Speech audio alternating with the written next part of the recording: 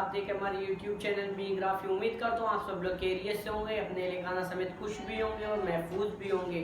भाई अगर आपने अभी तक हमारे चैनल को सब्सक्राइब नहीं किया तो उसे सब्सक्राइब कर लें, क्योंकि दुनिया भर की बड़ी सी बड़ी खबरें हम आपको इसी तरह का मुफ्त में देते रहेंगे। दोस्तों, जैसे आप लोगों को पता है, तालिबानों ने आखिरकार पशीर को कब्जा के लिए इतना जद्दोजहद के बाद इतने लड़ाकों के साथ। और दोस्तों, आप लोगों ने अपने पिछले रिपोर्ट में कहा था कि तालिबानों के बीच एक मसला चल रहा था, वहाँ पर हुकूमत कायम नहीं होने वाला था।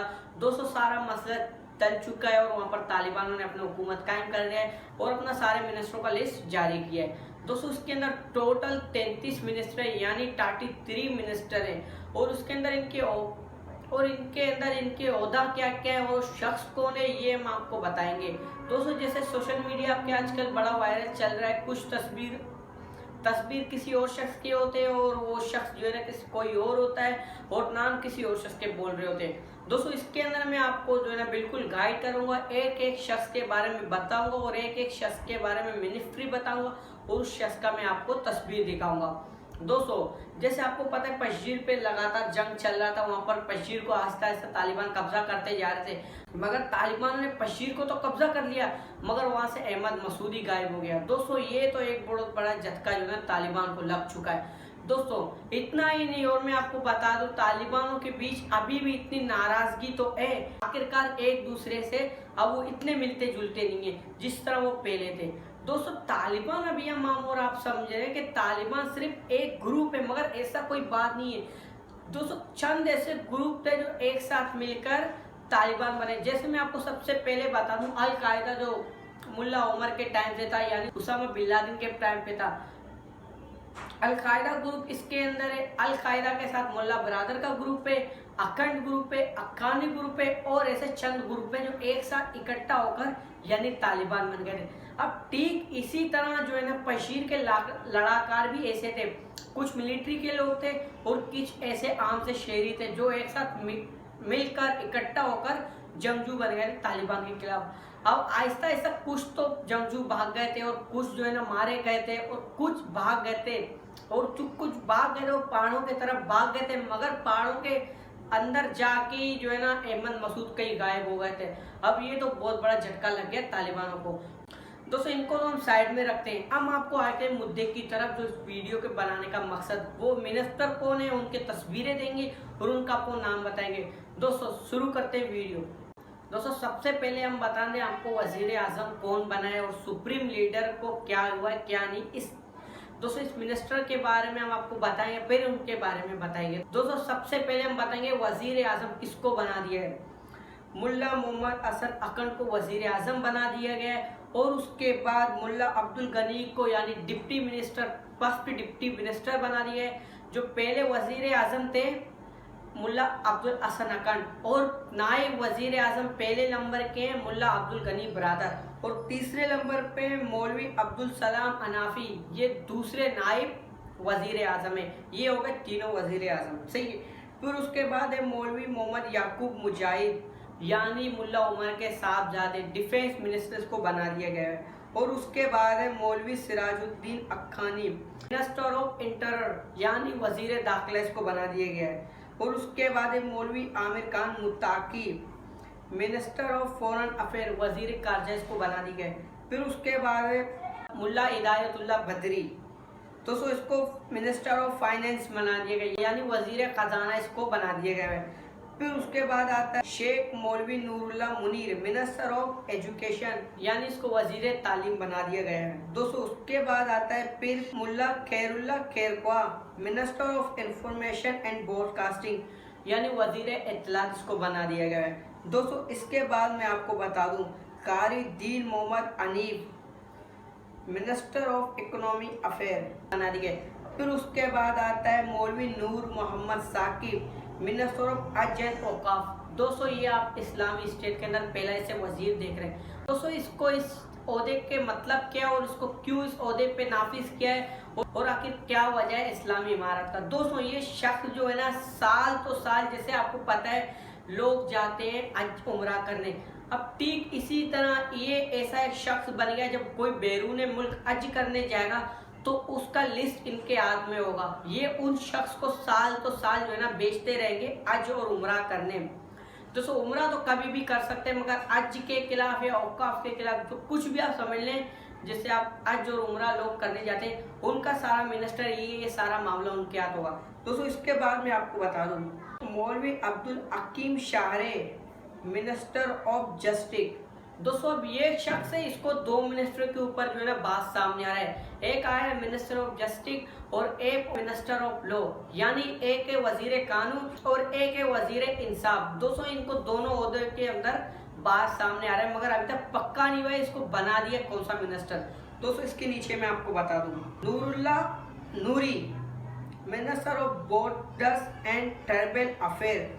दोस्तों सरहदों के और किलों के जो है ना बना दिए गए, जिस तरह बॉर्डर के सिलसिलात मामले होते हैं, ये सारा उनके हाथ में होता है। दोस्तों इसके बाद मैं आपको बता दूं, Mullah Mohammad Yunus Khanzada, minister of royal department, यानी वो दोस्तों अफगानिस्तान के अंदर जितने भी कंस्ट्रक्शन होंगे, जितने भी तरक्की तक काम होंगे, वो सारे काम इनके हाथों में है। दोस्तों इससे मैं आपको मजीद बताते चलूँ, शेख मोहम्मद खालिद मुनकर, मिनिस्टर ऑफ दावत एंड इरशाद, अमर बिल मारूफ व नही अनिल। दोस्तों समझ तो गए होंगे इसके बारे में। दोस्तों अब ये क्या होगा इसके बारे में आपको बताऊं। दोस्तों जैसे आपको पता है पाकिस्तान के अंदर लोग तबलीग करते हैं, इंडिया के अंदर लोग तबलीग करते हैं, दावत इस्लामी, देवबंदी, सुन्नी और ऐसे शिया वगैरह जो अपने दावत देते थे। अब ठीक इसी तरह अफगानिस्तान के अंदर जो ना वहाँ के वजीर होंगे, वजीर के बंदे होंगे, जो वजीर होंगे वो भी दावत देना शुरू करेंगे पूरे अफगानिस्तान के अंदर और बैरून मुल्क जाकर, और बैरून मुल्क के लिए कुछ ऐसे ग्रुप बनाएंगे जो बाहर मुल्क जाके अपने इस्लामी मुल्क या तो कोई और मुल्क, उसके अंदर जाके जो वहाँ के लोग होते हैं मुसलमान, उनके मिलने के लिए दावत करने जाते हैं यहाँ से अफगानिस्तान के मिनिस्टर के लोग। दोस्तों इससे मैं आपको मजीद बताते चलूँ, Mullah Abdul Mannan Kumari, minister of public work, जितने भी अवामी काम होंगे उसके बारे में सारे ये जो है ना डिस्कस करता रहेगा, सारे काम इस शख्स के हाथ में होंगे। दोस्तों इससे मैं आपको मजीद बताता चलूँ, Mullah Mohammad Isa Akhund, minister of mineral and petroleum, यानी वजीर पेट्रोलियम, वजीर तवानाई इसको मुकर्रर किया है। दोस्तों इसके बाद मैं आपको बता दूं, Maulvi Abdul Latif Mansoor, minister of water and electricity, यानी अफगानिस्तान के अंदर इससे तो आपको पता चल गया पानी के मसले और सारे बिजली के मसले वगैरह। दोस्तों इसके बाद में आपको Hamidullah Akhundzada, minister of civil aviation and transportation. दोस्तों इससे मैं आपको मजीद बताते चलूँ, Abdul Baqi Haqqani, minister of higher education. दोस्तों एक था वजीर तालीम, और ये जो मतलब उससे भी आप एक वजीर होते हैं, जैसे वहाँ पर समझ ले दो तालीम होंगे, एक तो इस्लामी तालीम और एक दुनियावी तालीम। एक जो होगा दुनियावी तालीम के होगा जो मिनिस्टर ऑफ एजुकेशन है। अब ये जो हायर एजुकेशन है, और ये शख्स जो है ना दीनी भी तालीम के बारे में डिस्कस कर सकते हैं और दुनियावी तालीम के इस बारे में डिस्कस करते हैं। दोस्तों इससे मैं आपको मजीद बताते चलूँ, Najibullah Haqqani, minister of communication, Khalilur Rahman Haqqani, minister of refuge. दोस्तों जितने भी महाजिरीन होते हैं, जितने भी पनाह लेकर आते हैं, जो जितने भी पनाहगीर होते हैं अफगानिस्तान में, जितने लोगों ने पनाह लिए, उन सब के बारे में ये जो है ना वजीर नाफिज हो गए। जितने भी वहाँ के आप समझ लें, जितने भी गैर मुल्की होती है, कोई और होता है उसके अंदर, कोई जासूस भी हो सकता है, इस वजह से एक शख्स को जो है ना मिनिस्टर बना दिया है। दोस्तों इससे मैं आपको मजीद बताते चलूँ, दोस्तों इस शख्स के बारे में आपको बताने वाला हूँ, आप तो सुन के बेहद पागल हो जाएंगे। बेहद आप लोगों ने सोचा भी नहीं होगा कि तालिबानों को लोग बेवकूफ़ समझते हैं, तालिबान इतने आगे जा चुके हैं हमें पता भी नहीं था। दोस्तों सुनिएगा वो शख्स कौन है और उसका होता क्या है। दोस्तों वो शख्स है Abdul Haq वसीक, head of intelligence. जी हाँ दोस्तों, यानी अफगानिस्तान की खुफिया एजेंसी के हेड इसको बना दिया गया है। दोस्तों इससे मैं आपको आगे बताते चलूँ, Haji Mohammad Idris, head of Afghan bank, जो वहाँ के अफगानिस्तान के बैंक है उन सबका हेड इंचार्ज है। दोस्तों इससे मैं आपको मजीद बताते चलूँ, मौलवी अहमद जान Ahmadi, chief of army staff. दोस्तों अब इसको जो है ना इसको भी दो ओहदे दिए हुए हैं। अब इसके अंदर असल पता नहीं कि इसका ओहदा क्या है और उसका दूसरा ओहदा क्या है दोस्तों, मगर हमें पता था दोस्तों उसका दूसरा ओहदा है इंचार्ज एडमिनिस्ट्रेटिव अफेयर। दोस्तों ये इसका है दूसरा। मजीद बताते चलूँ, मुल्ला मोहम्मद फदील अखंड, डिप्टी डिफेंस मिनिस्टर, दोस्तों एक तो डिफेंस मिनिस्टर मुल्ला याकूब और ये डिप्टी यानी नायब वजीर दिफा। दोस्तों इससे मैं आपको मजीद बताते चलूँ, कारी फसीउद्दीन आर्मी चीफ, दोस्तों इसको आर्मी चीफ बना दिया गया है। उससे मैं आपको मजीद बताते चलूँ, Sher Mohammad Abbas Stanikzai deputy foreign minister यानी नायब वजीर खारजा इसको बना दिया गया है। दोस्तों उसके बाद आता है Maulvi Noor Jalal deputy interior minister. उसके बाद आता है Zabihullah Mujahid deputy minister for information and broadcasting. Mullah Tajmir Jawad first deputy of intelligence. दोस्तों एक जो है इंटेलिजेंस हेड, फिर उसके बाद आता है फर्स्ट यानी पहला नायब हेड इंटेलिजेंस का, वो है मुल्ला ताजमीर जवाद।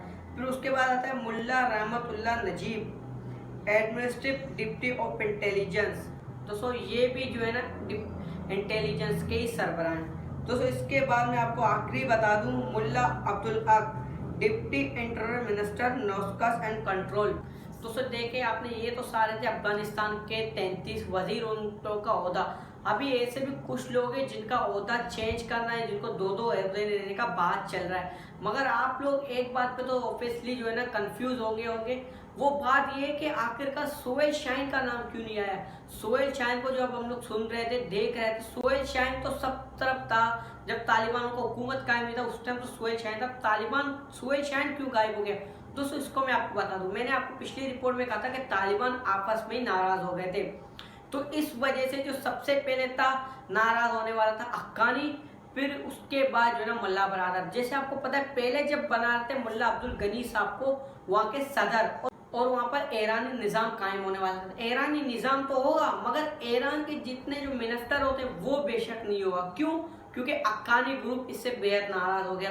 और हक्कानी ग्रुप के कुछ ऐसे लोग हैं जो बैरून मुल्क जाकर भारत के साथ मीटिंग करते हैं, और उसके बारे में आपको बताएंगे। दोस्तों हम आते हैं ऐबतुल्ला अकनज़ादा के बारे में, तो आपको सुना होगा, उसको बना रहे थे सुप्रीम लीडर, मुल्ला अब्दुल गनी सदर बन रहे थे, मगर हक्कानी ग्रुप नाराज हो गया था। फिर उसके बाद मुल्ला मोहम्मद हसन अकन को वजीर आजम बना दिया, सुप्रीम लीडर प्रेसिडेंट वाला कहानी खत्म। फिर उसके बाद आता है नायब वजीर आजम, फिर उसको मुल्ला अब्दुल गनी बन गए, यानी हक्कानी पार्टी के बन गए थे। फिर उसके बाद सबसे पहले वजीर आजम अकन पार्टी के, फिर मुल्ला बरादर पार्टी के, और फिर मुल्ला बरादर के पार्टी में, फिर उसके बाद जो है ना अलकायदा के मुल्ला याकूब, फिर उसके बाद और हक्कानी पार्टी के, अकन पार्टी के, और मुल्ला बरादर के पार्टी के। इसी तरह इन लोगों ने अपना सेटअप बनाया है। फिर हो सकता है आगे भी कुछ और सेटिंग हो। दोस्तों ये तो थी तालिबानों की सेटअप। जब बाइडन एडमिनिस्ट्रेशन आए थे तो उस टाइम हमारे वजीर आजम इमरान खान तो हो गए थे खुश को, भाई बाइडन ने क्या तरतीब बनाए, बाइडन के मिनिस्टर उन लोग की सेटिंग देके, मगर किसी को पता नहीं था तालिबान भी ये सब कर सकते हैं, और वो भी सिर्फ चंद दिनों में। बाइडन तो फिर भी 90 दिन टाइम देके आया था ना, बाइडन ने अपनी सेटिंग बनाई थी, मगर तालिबानों ने सिर्फ एक हफ्ते के अंदर इतनी बड़ी सेटिंग बनाई, किसी ने सोचा भी नहीं था। और इमरान खान साहब भी देखकर जो है ना आंखें इमरान साहब की कुली रहेंगी, और किस तरह उसने अपने जो है ना तालिबान एडमिनिस्ट्रेशन के अंदर किस तरह चेंजेस लाया और किस तरह अपना हुकूमत कायम किया। दोस्तों तो ये तो इतनी सी बात है। अब हक्कानी की बातें, हम आपको हक्कानी पार्टी की बातें बताएं। दोस्तों हक्कानी पार्टी के एक शख्स गए थे, सीनियर शख्स, कतर में दुआ में जाकर भारत के एक सफीर से मिले थे। उस टाइम भारत के और उसके मामला आए थे बिल्कुल ठीक। उस टाइम से पाकिस्तान को एक नोटिस जारी करते हुए ये कहा था कि आप अपने सरहद खोल दो, हम जाएंगे भारत, अपना ट्रांसपोर्ट जो है ना एक्सपोर्ट इंपोर्ट करने के लिए शुरू करेंगे। मगर इससे जो है ना पाकिस्तान भी अब जो है ना बिल्कुल परेशान हो गए थे। भाई एक तरफ तो हम उसको सपोर्ट करें, वो जो जा रहे हैं भाई भारत के पास, इसलिए तालिबानों के लिए जो है ना अपने दिल में अब थोड़ा पाकिस्तान गुलदस्त है। क्योंकि मुल्ला बरादर के तो जितने भी लोग थे, अलकायदा के जितने भी लोग थे, वो सारे सपोर्टर थे पाकिस्तान के, वो सारे चल रहे थे पाकिस्तान के साथ। मगर हक्कानी ग्रुप अब न जाने क्यों इस तरह चल रहा है, वो भारत के साथ अपने जो है मामला ठीक करना चाहते हैं, मगर और इतने तालिबान नहीं चाहते कि भारत के साथ हमारे मामला ठीक हो। अब इसी के चलते दोनों की नाराजगी अब पाकिस्तान के साथ भी आ गई है। और दूसरी तरफ ईरान भी अब थोड़ा जो है ना बिल्कुल परेशान हो चुका है इन चीज से, और पाकिस्तान को भी वो ब्लेम करना चाह रहा है कि पाकिस्तान अमन के बारे में कुछ करा भी चाहता है। ईरान का ये भी कहना है, मगर वहां पर भारत जो है ना लगातार जो है ना ब्लेम करता जा रहा है, पूरी दुनिया ब्लेम करता जा रहा है पाकिस्तान को। मगर चीफ मगर यूएन की चीफ, अक़वाम मुत्तहिदा के चीफ एंटोनियो ने जो है तारीफ कर दिया पाकिस्तान का तारीफ करते हुए ये कहा कि जिस तरह पाकिस्तान ने मदद की अफगानिस्तान के शहरियों का, अफगानिस्तान के लोगों का, अफगानिस्तान के पनाहगीरों का, उन लोग को इमदाद दे के उन लोग को पनाह देने के लिए, सच में ऐसा कोई नहीं कर सकता। पाकिस्तान के बारे में उसने ये अल्फाज किए, मगर वहां पर अभी भी प्रोटेस्ट चल रहा है पाकिस्तान एम्बेसी के बाहर।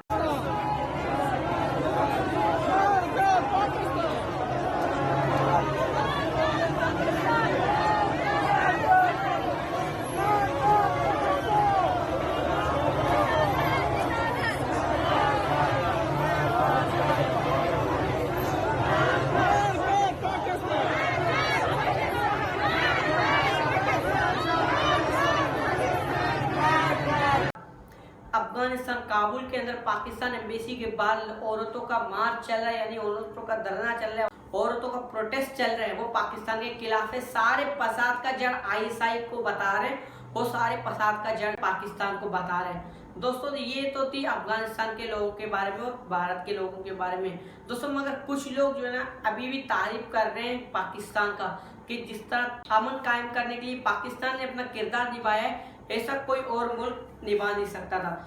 दोस्तों अभी तुर्की के साथ भी पहले कुछ मसले चल रहे थे, फिर से जो है ना तुर्की के साथ नॉर्मलाइजेशन कर रहे हैं, मगर वहां पर भारत के साथ भी नॉर्मलाइजेशन के लिए कुछ लोग तैयार हैं और कुछ लोग तैयार नहीं है। दोस्तों ये थी तो बस इतनी सी बात। हम आपको इंशाल्लाह अगली वीडियो में बताएंगे क्या क्या हुआ है, क्या क्या नहीं हुआ है दोस्तों। और कुछ लोग जो है ना तालिबान को सही भी बोल रहे हैं, कुछ लोग तालिबान को गलत भी बोल रहे हैं। दोस्तों आज की रिपोर्ट तो बस इतनी सी थी। अगर आपको हमारी वीडियो अच्छी लगी, इस वीडियो को लाइक, कमेंट, शेयर करेगा और हमारे चैनल को सब्सक्राइब करिएगा। शुक्रिया। अस्सलाम वालेकुम। पाकिस्तान।